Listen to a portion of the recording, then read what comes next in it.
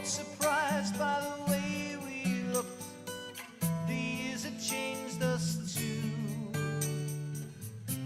We smiled and both embraced like old. Hello again. Welcome to another episode of Gung Ho. It's July 18, 2017, and I'm going to continue, I think, many shows with Jack Bilello, his special guest. His expertise is the Second World War and the Civil War, and we're going to pick that up in a minute, but I want to talk about something strange that just happened. I was working out last night in my basement, and I had what I call a panel down there. I don't know if you people are familiar with these. These are large panels made by the Norfolk people of conscience. They made a few thousand, and on every one is 36 Americans that were killed in the Afghan and the Iraq War. So they made a few thousand of these panels. And over the years, they used to display them, anti-war activities, and I did a lot of things with them, a lot of things. So I decided I would call Pat Hovey to find out what happened to the panels, and she told me that they all have been destroyed. I said, why? She said, well, when Obama got elected, we thought the wars were going to end. So they destroyed all the panels, but they forgot they had given me 4 panels for my show. So I have 4 panels left out of maybe 2,000. And last night, I was looking at this particular panel. It's got 36 Americans on it. And I saw this young woman's face, and I don't know if you can get in on that, right here. Can you come in on it? Yeah. And I'm looking at it, and it says Megan M. McClug, 34, and this is crazy. Her dad was with me in Vietnam, Mike McClug, and after she got killed, he got in touch with me, but I knew from the way he was speaking and the content of the conversation that I would never hear from him again. He was destroyed. This photo here, right here, right over here, that's a photo that I took of Mike McClug while we were serving together in the 1st Battalion, 3rd Marines and Charlie Company. He was a platoon leader, 2nd Platoon, and I had 3rd Platoon, but he was with me a long time.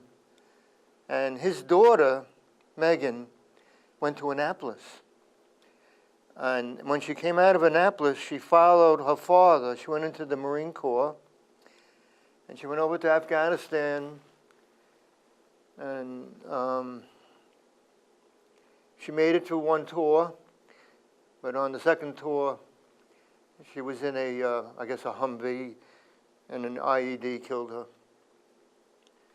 So this is what war is really about, but something, not many people understand this. Joe, when you see something like this, you realize a couple things. And one, that all wars are children's wars. I mean, we send out children to fight. And we find that war is so devastating. And you've mentioned your platoon comrade, Mr. McClung, whose daughter was killed in the war.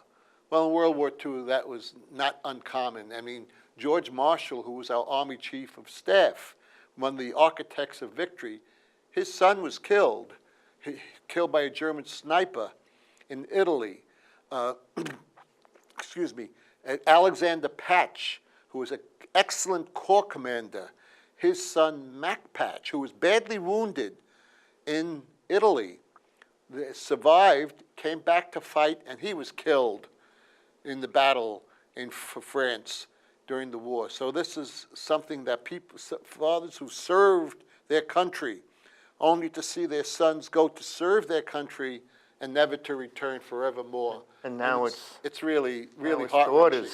Daughters. Yeah, There's now another daughters, thing. yeah. There's another thing that I don't know. You might not know this, and maybe you do know it, but last week in the New York Times Magazine, on the cover was the back of a Marine in boot camp, head just about shaved. And it was a very long article about how the Marines are trained in boot camp. And it was very derogatory. It was really bad for the Marine Corps. I think the title of the article was "The Suicide of this Muslim Recruit Exposes the Culture of Brutality in the Marine Corps." I'm talking about boot camp.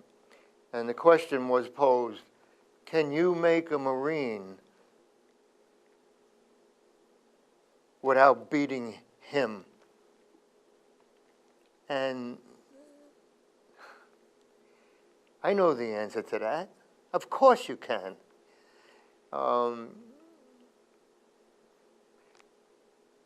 Well, I know because I went through Paris Island in '66, and they were beating people. It was horrible. I didn't like that. But right from, I graduated in May '66, and then in October of '66, I went to OCS. Now, everyone in OCS was a college grad. These were all, maybe, or most of them were going to be second lieutenants in the Marine Corps. They never put a hand on us, never humiliated us. And they turned out probably the best officers in the world. So I know you could make a good Marine without beating them. But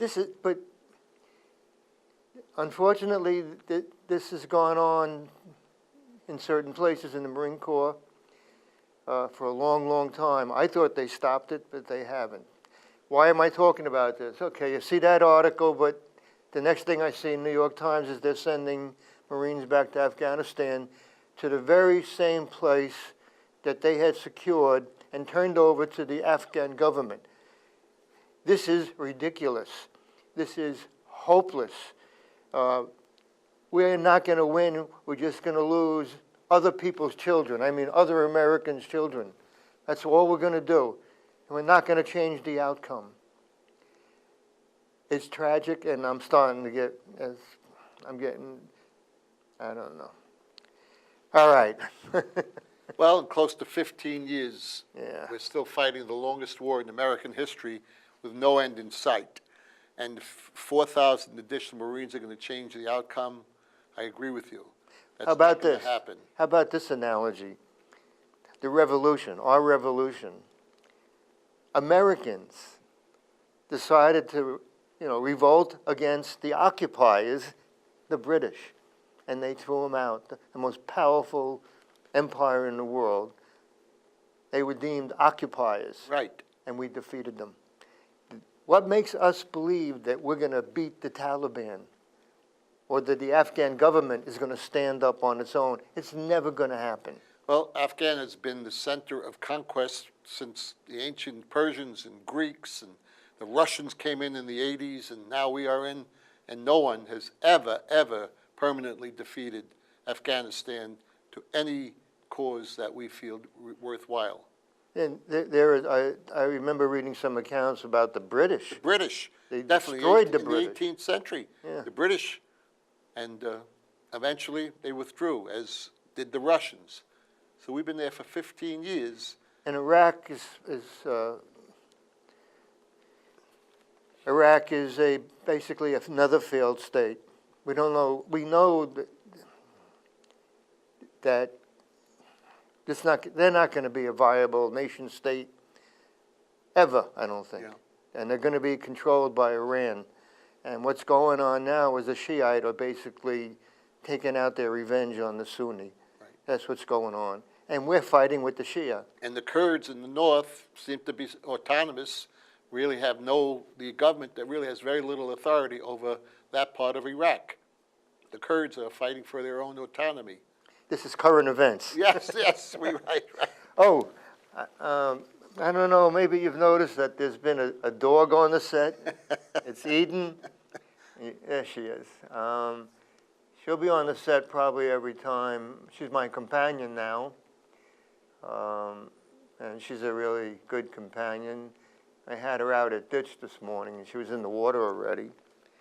And Well, the way you treat Eden, Joe, the next time I hear somebody complaining that they're living a dog's life, I'm going to say, "Are you kidding me? You've got it made." sometimes I think they're aliens that have come down here and tricked us into taking care of them. All right, let's go back. We're about to go to Sicily, I think, right? Or, Yes, yes. all right. The invasion occurred in 1943, in the spring of 1943, and the main thrust was in Gela, G-E-L-A, which is in the southern part of Sicily. And again, you know, that Sicily was the biggest amphibious invasion in history and paved the way for Normandy, which then became the biggest amphibious invasion in all of history. Who were the main invaders? Were we? Was Oh, it the us? United States was, and the British. The United States and the British invaded in the southern part of Sicily, and Patton was very instrumental. That's where he was in North Africa, but in Sicily, he really earned his, you know, his reputation. Did the thoroughly. Italians fight us? Oh, the Italians offered some substantial resistance. Yes, they fought and fought bravely and with notable resistance in Sicily. And however, the Italian partisans were very active. The OSS, which was the forerunner of the Green Berets and the secret, CIA, was very active in Sicily as well as Italy. Many Italian Americans were very instrumental in the Sicilian campaign. Mission? What was their mission?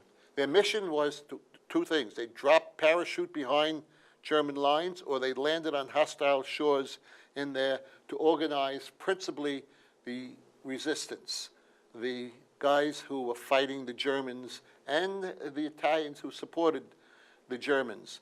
And some notable guys like Joe Savoldi, who was very important. He became a professional football player and then a wrestler in the post-war years. I was mentioning Frank Monteleone, who was a very important OSS operative.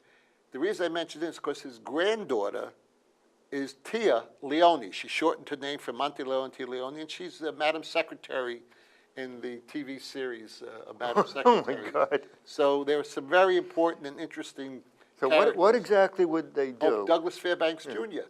was a member of the OSS. The famous, Sterling Hayden, who was a very famous actor, he was in the OSS and behind German But I want to lines. know, what exactly did they do? They would be They organized the underground for the principal thing, or they created sabotage. They blew up German rail lines, bridges, and so on with the resistance. Those who, they went after Mussolini with the partisans. They were called the partisans. And when Mussolini was finally captured and shot and hung from a lamppost upside down in Milan, his mistress, Clara Pettucci, was shot and hung upside down with him. The reason I mention that because her father, Clara Pettucci's father, was the personal physician of Pope Pius XII. Wow. And you can imagine Pope Pius XII and Clara Pettucci's father, Dr. Pettucci, talking about his daughter, who was Mussolini's companion. And that's another sidelight of history, a sidebar. How long did it take to conquer Sicily? Sicily was, by the end of May of 43, we had worked our way up north, Palermo and then Messina, and then we started firing. Messina is only 2 miles from Calabria, across the Straits of Messina, and we were firing artillery shells those 2 miles before we invaded Italy also in 1943, and in the spring, summer of 43, and we invaded in places like Salerno was the first. And by the way, the Germans almost drove us into the sea in North Africa when we landed in Oran and Algeria and so on. They almost drove us into the sea in Gela in Sicily, and they almost drove us into the sea in Salerno.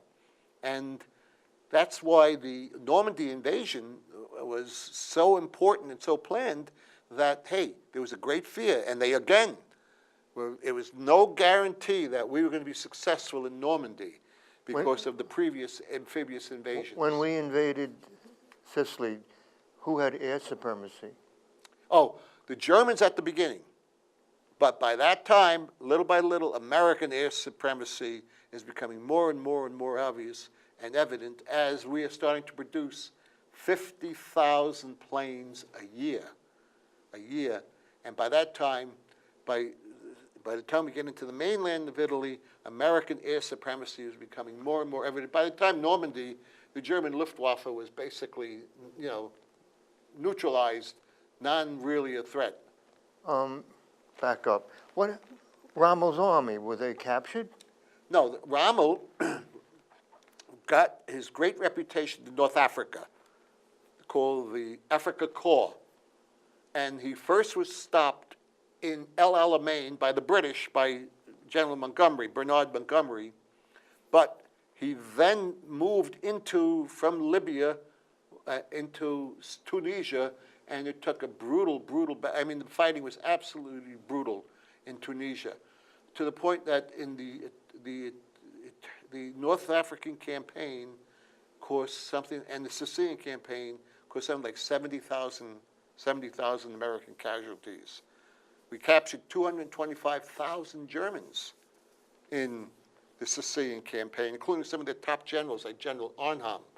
And so that battle was very, very important to train the American army, to develop a fighting force, to make Eisenhower realize, because of those brutality of, Eisenhower himself said, "I hate war as only a soldier can hate war. It's brutality, it's futility, it's stupidity," because he saw the course of war. He saw that you cannot win a war without young boys dying, and in many cases women. You cannot win a war without young boys dying. What happened to all those German prisoners? They were then brought, in many cases, to the United States. And they would, And Britain, too. Britain and the United States. There were prison camps all over the United States. And they were treated, as you can imagine, very, very well. Very well. Yeah. As a matter of fact, German prisoners were treated better, in many cases, in the southern prison camps than African-American soldiers. The German prisoners of war were treated better than the African-American soldiers in southern German prison camps. so the Germans did fight against us on Sicily. Oh, yes, absolutely. And then when we crossed over to the southern part, were the Italians still fighting us? Yes, they was. And then they dropped out of the war in 1943. And when the Italians dropped out of the war, the Germans took their brutal revenge because they felt betrayed by the Italians, who had been allies, and they massacred civilians. There was a reign of terror in Naples. The Germans killed thousands of Italian civilians in there. And that's when anti-Semitism took hold in Italy, when the Germans then came in and obliterated the Italians and tried to fight the Americans. The Italians, there were 40,000 Italians in Italy. 32,000 were saved by Italian people. You mean 40,000 Jews? I'm sorry, yeah. 40,000 Jews in Italy. 32,000 were saved. Their lives were saved by the heroic sacrifice of Italians. There's a great story in one small Italian village where there was prominent Jews, about 160, 180 Jews living in the village, and the Mother Superior of the church brought them into the church, hid them in the catacombs beneath the church, gave them Christian names. And whenever the Nazi Gestapo came into the village, as they did periodically, the Mother Superior would say, "Well, there were no Jews here. There were no Jews." That's great. And those that were all Christians. And she saved all the Jews in that little village. And when she died, years later, her last prayer was, I hope God forgives me for lying. I think that's a marvelous story. But she's got a little credit for saving lives. Yes, So when we go across to the southern part of Italy, now we're facing both Germans and Italians. in Sicily and in the beginning of the, but then Italy drops out of the war. General Marshal Bodiglio is the guy who takes over the campaign, and Mussolini has to flee. He's rescued by a Nazi rescue mission by paratroopers under the command of Scorsese, and he then is brought to safety temporarily. But when he comes back into northern Italy, he's captured and executed by the partisans. But the Italian campaign was absolutely brutal. Again, Churchill had a gambit. Let's land what he considered to be behind German lines at a place called Anzio. And in Anzio, that fighting is doubtful. I mean, the staging area for the invasion of Anzio was a small village called Pizzolo. And the reason I mention that is because there was a little 10-year-old girl who they call La Stecchina, meaning this toothpick, the toothpick.